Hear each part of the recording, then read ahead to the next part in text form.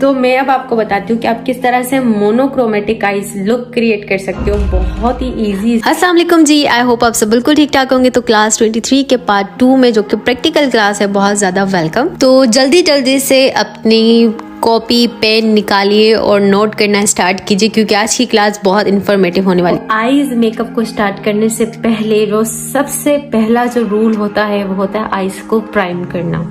ठीक है, आईज को प्राइम करना। अब आप सोचेंगे कि ये आईज को प्राइम करना क्या होता है। ठीक है, सो आज मैं आपको बताऊंगी कि आईज को किस तरह से प्राइम करना है, मतलब A to Z आपके साथ एक टिपिकल जो मेथड है वो, ताकि आप परफेक्ट आईज मेकअप कर सकें। जैसे कि मैंने कहा कि आईज को प्राइम करना। अब आप कहोगे आईज को प्राइम किस तरह से करते हैं। वैसे तो आपको मार्केट में डिफरेंट आईज के लिए प्राइमर्स मिलते हैं, तो हमें वो यूज नहीं करना, बल्कि हम वही प्राइमर यूज करेंगे जो हम फेस पे अप्लाई। आईज को प्राइम करने के लिए आपको कोई भी फेस प्राइमर चाहिए। आप ये वाला जो स्टेप है वो स्किप भी कर सकते हो। मेरे पास है एपीके का मैटिफाइंग प्राइमर। आपके पास जो भी प्राइमर है आप वो यूज करोगे।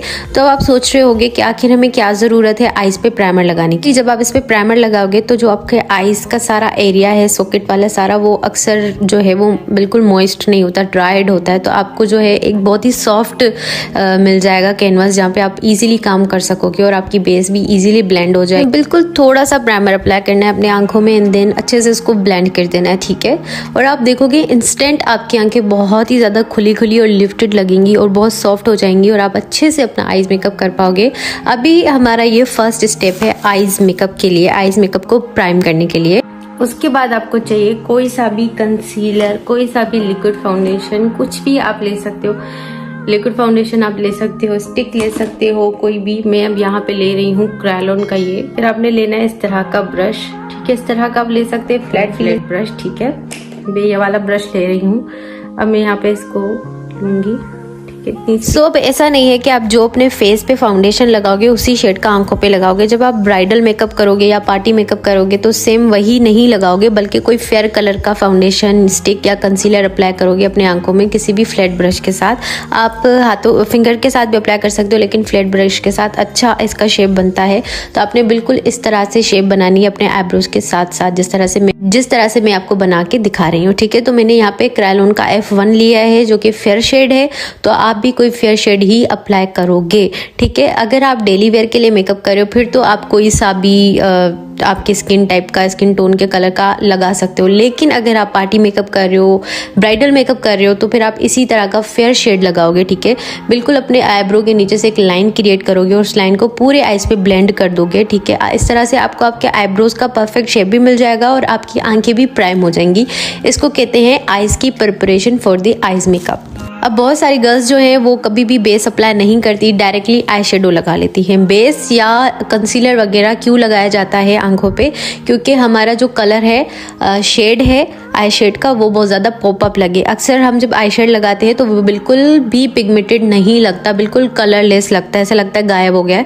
इससे एक तो हमारा आईज मेकअप लॉन्ग लास्टिंग हो जाता है, और दूसरा हमारा जो आई मेकअप है वो जो है बहुत ज़्यादा पॉपअप और बहुत ब्राइट दिखता है, और उसके कलर बिल्कुल वैसे ही होते हैं जिस तरह के आपके आईज पैलेट जो होता है ना आपका आई मेकअप वाला, उसके अंदर होते हैं, उसी शेड के आपके आंखों पे दिखते हैं। सिमिलरली जिस तरह से हमने आईब्रो के नीचे जो है वो बेस पूरी आंखों पे अप्लाई किया, आपने बिल्कुल सिमिलरली ऊपर भी आईब्रो के इसी तरह से बेस अप्लाई करना है। अब आप सोचेंगे कि अगर हम इस तरह से करेंगे तो ये तो बेस के ऊपर अजीब सा लगेगा। नहीं, जब आप पूरे फेस पे बेस अप्लाई कर लोगे तो ये बिल्कुल ईजी हो जाएगा। ठीक है, बहुत सारे लोग आईज मेकअप पहले करते हैं बेस से, और बहुत सारे लोग जो है वो बाद में करते हैं। ये आप पर डिपेंड करता है कि आप किस तरह से करते हैं। अब हमारे आईज की बेस जो है वो बन के रेडी हो चुकी है। ठीक है, जब हम पूरी बेस बनाएंगे तो ये पूरा कवर हो जाएगा उसके साथ ही। उसके बाद हमको चाहिए लूज पाउडर। अब मेरे पास यहाँ पे अब बहुत सारे लोग जो है लूज पाउडर नहीं भी अप्लाई करते, कॉम्पैक्ट पाउडर अप्लाई कर लेते हैं। लेकिन इस स्टेप को कभी भी स्किप मत कीजिएगा, क्योंकि अगर आप डायरेक्टली कोई शेड लगा लोगे तो वो जो क्रीम आपने लगाया है अपने आंखों पे, जो बेस लगाई है, वो शेड के साथ मिक्स होके बहुत अजीब लगेगा। अगर आपका फाउंडेशन मैट है फिर तो आप ना लगाएं पाउडर, इट्स ओके। लेकिन अगर आपका फाउंडेशन मैट नहीं है तो पाउडर लगाना बहुत जरूरी है, अदरवाइज आपका शेड और आपका जो बेस आपने आंखों पे लगाया वो मिक्स हो जाएगा। और बहुत सारे लोग इस स्टेप को स्किप भी कर देते हैं। उसके बाद जो है एक बहुत ही कॉमन और बहुत ही फेमस तरीका है आईज के प्राइम के लिए हाइलाइटर यूज करना। कोई भी आपका जो हाइलाइटर शेड है या इंटरफेरेंस शेड इनको कहा जाता है, ठीक है, ये अलग से आपको मिलते हैं। क्रायोन के भी आते हैं, काशिश के भी आते हैं, आपको लोकल भी मिल जाते हैं, ठीक है। मेरे पास भी लोकल ही हैं, तो आप इजीली इनको बाय कर सकते हो। तो आप जो है सबसे पहले अपने इनर वी पर लगा लोगे हाइलाइटर शेड जो भी है आपका। आप सिल्वर भी लगा सकते हो, रोज गोल्ड लगा सकते हो, कोई भी लाइट शेड लगा लो, ठीक है। और उसके अलावा अपने ब्रो बोन पर भी आपने इसी शेड को अप्लाई करना है। मेरे पास ये प्रिसाइज सा ब्रश है, बिल्कुल मैं इसको लगा रही हूँ। पहले तो मैं ब्रश के साथ अप्लाई कर रही थी, लेकिन मुझे अच्छा नहीं लगा, तो मैंने इसको सिंपली फिंगर्स के साथ अगेन अप्लाई कर दिया, क्योंकि फिंगर्स के साथ जो मेटालिक शेड्स होते हैं उनकी जो कवरेज है, उनकी जो पिगमेंट है वो ज़्यादा होती है। तो ये स्टेप जो है वो आप पूरा आइज मेकअप करने के बाद भी कर सकते हो और पहले भी कर सकते हो। शेड लूंगी। ट्रांजिशन शेड के लिए हमेशा हम जो है वो लाइट कलर का इंतखाब करते हैं, तो मैं यहाँ पे लाइट कलर सा ले रही हूँ ट्रांजिशन शेड को। और दूसरी बात, ऐसे करके डायरेक्ट नहीं लगाना होता, हमेशा टैप करना होता है। जो एक्स्ट्रा प्रोडक्ट होता है उसको हमें निकालना होता है, क्योंकि अगर हम एक्स्ट्रा प्रोडक्ट को नहीं निकालेंगे तो हमारा आईज मेकअप बर्बाद हो जाएगा। दूसरा जो मेथड यूज़ किया जाता है वो ये होता है कि आपको चाहिए कोई भी टेप, कोई सिलो टेप, कोई भी सॉल्यूशन टेप जो भी आपके पास हो वो आप ले लीजिए, या डॉक्टर टेप मिलती हैं आपको इजीली। तो आपने सिंपली अपने आईज के आउटर वी पे यहाँ पे जो है टेप अप्लाई कर देना है। जो भी आप पोजीशन चाहते हो उसकी उसी हिसाब से रखो। ये बिगिनर्स के लिए है, क्योंकि बिगिनर्स जो है वो सही से शेप नहीं बना पाते, तो उनके लिए बहुत ही इजी रहता है इस तरह से टेप अप्लाई कर लें और बहुत ही बेहतरीन शेप आ जाती है आपके आईज मेकअप की बिना एक्स्ट्रा एफर्ट किए। क्योंकि अगर हम टेप नहीं लगाते तो हमारी शेप ऊपर नीचे हो जाती है। अब कहाँ से स्टार्ट कर रहे हैं? यहाँ से स्टार्ट कर रहे हैं और धीरे धीरे पूरे लिड पर जा रहे हैं, ठीक है। कहाँ पर? अब ये वाला जो हमारा एरिया है, ये वाला जो हमारा एरिया है, इस पे मैं सर्कुलर मोशन में अपना ये वाला ब्रश घुमा रही हूँ, ताकि अब मुझे शेप तो मुझे अपनी पता है कि मुझे किस तरह का शेप चाहिए। तो बस सिंपली अपने ट्रांजिशन शेड को पूरे सॉकेट वाले एरिया पे अच्छे से फैला देना है, स्प्रेड कर देना है, पूरे आइज को कलर दे देना है। बस ख्याल रखिएगा कि ब्रो बोन तक ना चला जाए। मैंने लिड कह दिया था, तो मैं क्रीज कहना चाह रही थी कि मैं आउटर वी से क्रीज की तरफ अपने शेड को ब्लेंड कर रही हूँ। किसी भी आई लुक में आपकी जो ब्लेंडिंग है वो की होती है। अगर आपकी ब्लेंडिंग अच्छी नहीं होगी तो आपका आईज मेकअप अच्छा नहीं होगा, तो आपको ब्लेंडिंग बहुत ज़्यादा करनी है। उसके बाद मैं दो दूसरे शेड जो कि डार्क हैं, पहले मैंने ट्रांजिशन शेड अप्लाई किया, अब जो है एक मीडियम और एक थोड़ा सा डार्क ब्राउन ले रही हूँ, ठीक है। अपने क्रीज पे अप्लाई कर रही हूँ, आउटर वी के साथ इसको मिला के पूरे क्रीज पे अप्लाई कर रही हूँ, ठीक है। आपने इसी मेथड को फॉलो करते हुए आई मेकअप करना है, ठीक है।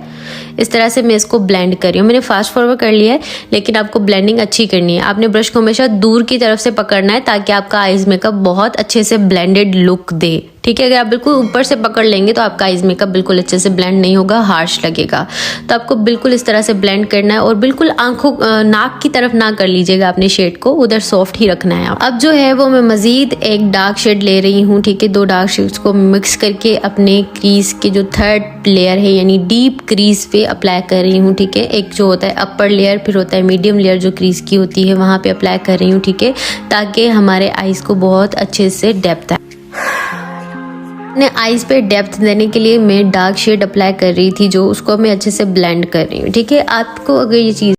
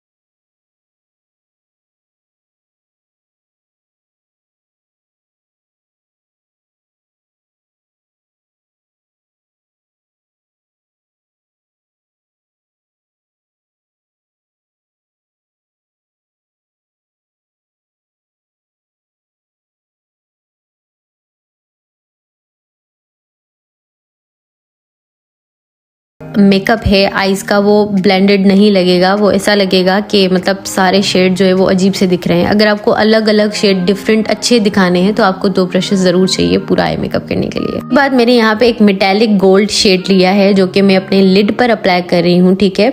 आपके पास जो भी गोल्डन कलर का शेड है वो आपने लेना है। मेरे पास ये लोकल मैंने लिया था, दराज से बाय किया था, ठीक है। आपको इनको इंटरफेरेंस शेड भी कहा जाता है, ये आपको क्रायलॉन में मिलते हैं, काशिश में भी मिल जाते हैं, ठीक है। उसके बाद यहाँ पे ऑरेंजिश सा शेड में मिक्स करते हुए वहीं लिड पर अप्लाई कर रही हूँ, ठीक है।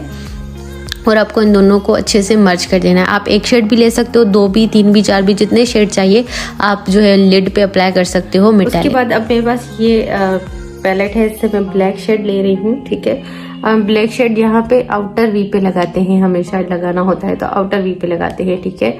तो यहाँ पे लगा रही हूँ। तो अक्सर हम एक टिपिकल और ज़्यादा ब्राइट्स का आईज मेकअप देखते हैं जिनमें डार्क कॉर्नर होते हैं, ब्लैक कॉर्नर जो बने हुए होते हैं, तो वो इसी तरह से ही अप्लाई किया जाता है कि आपने कोई भी ब्लैक शेड लेना है और उसको इस तरह से वी के शेप में अप्लाई करना है, ठीक है। क्योंकि हम एक डार्क कॉर्नर वाला आईज मेकअप कर रहे हैं जो कि बहुत ही टिपिकल सा आपको हर जगह पे दिखाई देता है, ठीक है। मैं मज़ीद भी आपको आई लुक सिखाऊंगी, लेकिन ये बिल्कुल नॉर्मल और कॉमन मेथड है आईज मेकअप करने का जो कि मैं आज आपको सिखा रही हूँ, ठीक है।